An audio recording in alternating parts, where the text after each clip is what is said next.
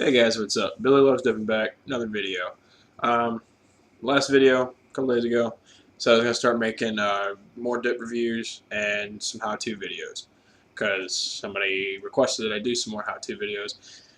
And one of the comments I posted last time kind of happened to regard pulling the lip out to put a dip in. So this is going to be like my third video doing this, but I'm going to go back and go into the basics of dipping for people who, just starting out, or people who, just never figured out how to do things. Not that I'm not an expert. I don't claim to be an expert, but I do what I can. So, first of all, I don't have an uncracked can to show you, but the first step is cracking the can. You can do it however you want to do it. There's really no technique to it. I use my thumbnail, and I just run it around. Now they make things to, all they'll make things. Skull made a thing, but you can use a knife if you want. There's no point to it. Skull made a key, and on this right here, I don't like it. I don't use it. It goes, that little wedge right there goes in between. Tears the paper. I don't like it because it pulls the paper completely off, and it just seems a little more difficult than it should be. And honestly, I mean, when I have a thumb that can, because you don't need a thumbnail to do it. I don't have a thumbnail, and I can get it in there just fine. So, second, I shouldn't have to go over this too much, but because I went over it pretty good in the last couple videos. Packing the can. Like I said before, there's two ways to do it. You can do the top, or you can do the side, which is, I prefer the side method. And a lot of people say, when you have a brand new can that you don't need to pack it. I guess you don't need to. And honestly, you don't really need to pack it ever, because you can pack it with your tongue when you get it in your mouth. But it makes it a hell of a lot easier. And when you have a new can, it makes it a hell of a lot easier to pinch when there's, the can is full of tobacco. Because pack it, and this isn't a new can, but it's a fairly new can, and it pushes all that dip down so you can get your fingers in there. So the top method, a lot of people say you grip the can like this. I don't have luck with that. I can't do it right. You got to find what position with your hands works for you. I like to hold it like this, and then and that works fine. It's nothing fancy. It works fine for me. So, the side method, basically the same thing. You're just holding it from the side, and you're hitting it like that. And I'm not controlling my pointer finger. That snapping noise is my pointer finger hanging loose. Now, I can't, like, a lot of people say you should be able to hang your finger loose like that. Don't know what the fuck that means. I really don't, because I just whip my hand and it works. But as far as what they're talking about with your hand, not in my head. It's way over my head. I don't know what they're talking about. But next thing is pinching. When you pinch, depending on what you're dipping, you're going to pinch differently. For a long cut, it's pretty simple. Fine cut is a little different, and snuff is extremely hard. I know it's because I've done one snuff video, and I've snuffed maybe 5 times in my life. Not a huge fan. Flavor's fine, I'm just not a huge fan of it. Snuff, you kind of have to do little pinches and push it up, rub it up against the wax on the side of the can, not like hard or anything, but just so it gets a little pocket, and you got to put it in like that. But long cut, mid cut, extra long cut, all those things, pretty simple, and I'll show you how to do it. I guess I can show you right now. I lost track of what I was doing there for a second. And yes, I know I'm overpacking it. I really don't care. You should only need about 3 or 4 packs. to get a good pack on your tobacco. Son of a bitch. Drop the lid. Alright, so now that you got your tobacco, what I do is I come at it like this. So basically what I do is I stick my pointer finger above the tobacco, like that. And I take my thumb and I press right here-ish. And I use that to pinch. And then I pull it out. Okay, so there's the tobacco. The line is right here. And the tobacco is all on this side of the can. Tobacco is all on my side, and the air pocket is on that side of the can. I usually pull out my thumb forward, and it gets a decent pinch. Now, I usually get a pretty bigger pinch than that, but I was trying to show you guys, and it's packed pretty tight. Now, putting it in, and we had somebody comment, if you do it this way, yes, you're going to get made fun of. It's just a fact. If you pull your lip out and then put the tobacco in, you're going to get made fun of. If you want to do it that way, do your own thing. Don't give a shit what everybody else thinks. If you don't want to get made fun of, you should probably learn how to do it without pulling your lip out, which is pretty simple. I don't think it's that hard of a thing to learn, honestly.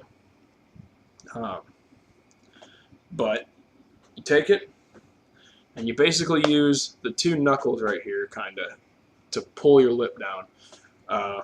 It's kind of hard to like show you, because I don't know, but you go,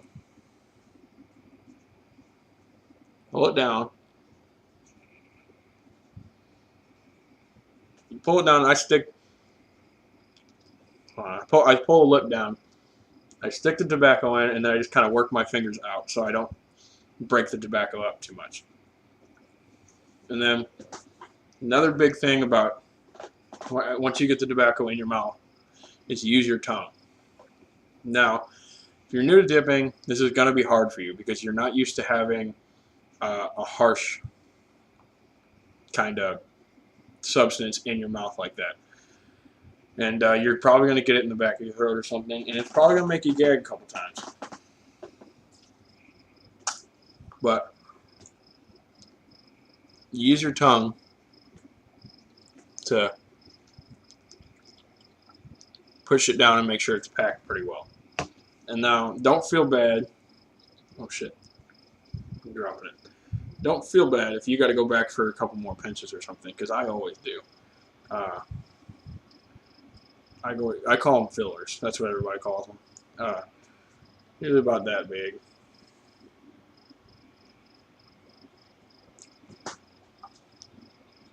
Now,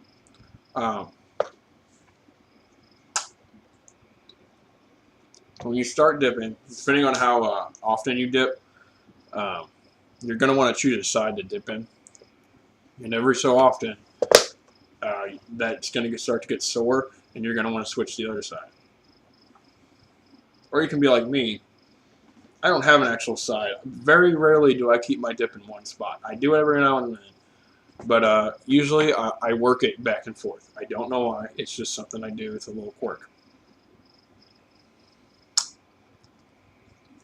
See? I just work it back and forth. And that usually keeps it pretty well packed for me. If you like to keep it in one spot, do that.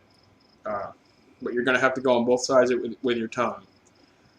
And make sure you get that tobacco. Because there are going to be little pieces of tobacco that float around your mouth, and you're going to have to use your tongue to get those back with the other dip. Now, spitting. Oh, sorry.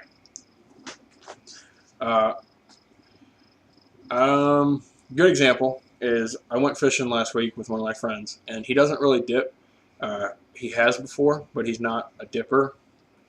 He used to be a smoker, and then he switched to nicotine mints. Now he does an e-cig, but his e-cig was broken, so he had snus. which snus is fine. It doesn't have as much nicotine in it, but if you want to use it, that's fine. But I have my dip, and he goes, he asked me, he goes, let me have a dip. So I'm like, all right.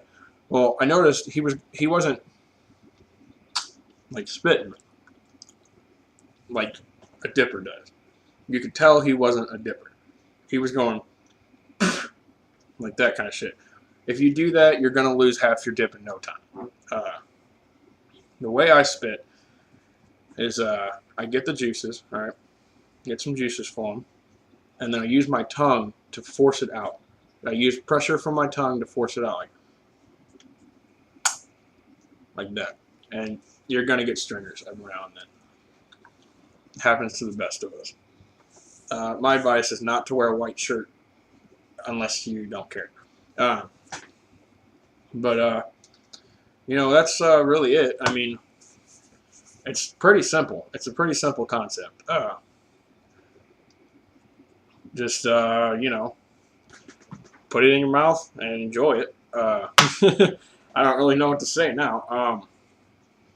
Basically, just keep it packed with your tongue and you should be fine. For those of you who already dip, you know that. But maybe this video helped you with a couple pointers.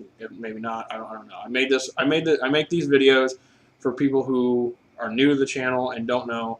And yes, you can go back and view my other videos. But I always like to keep a fresh video up so that it's easy to find. I know my regular subscribers are probably getting tired of the continuous basics of dipping, but it's important. If you don't know how to dip right, you're not going to have a good experience dipping. So I like to keep a fresh video up so the people who are new to the channel can find these videos pretty easily and can watch all 3 videos, and maybe I say different things in each video and they can find what's right for them. So basically all of it's the same, but I might add a little thing here and there. But I'm going to continue making how-to videos on, maybe I'll make a how-to video on how to clean a mud jug. I'll leave a link in the description if you want to get a mud jug. They're, I don't remember how much they are. I got this one a long time ago. I haven't bought one since. I'd like to collect them, but I just don't have the money for it. So keep on dipping and spitting, and if you're new to dipping, welcome to the club. Get yourself a mud jug because bottles are a hassle, cans are a hassle. I do spit in a bottle and a can occasionally, but at home I always spit in a mud jug. Great thing to have. They're spill proof. Well, just about spill proof. I can turn this upside down and it doesn't spill. And I do have a little bit of spit in here. Plus, I have some Listerine. I won't go into it. I'll save it for another video. I'm running out of time. I really didn't think this video was going to go this long, but keep dipping and spitting. And if you're just starting, stay with it. You're going to enjoy it. If you don't enjoy it, then don't do it. I will see you guys later, and keep dipping and spitting, guys.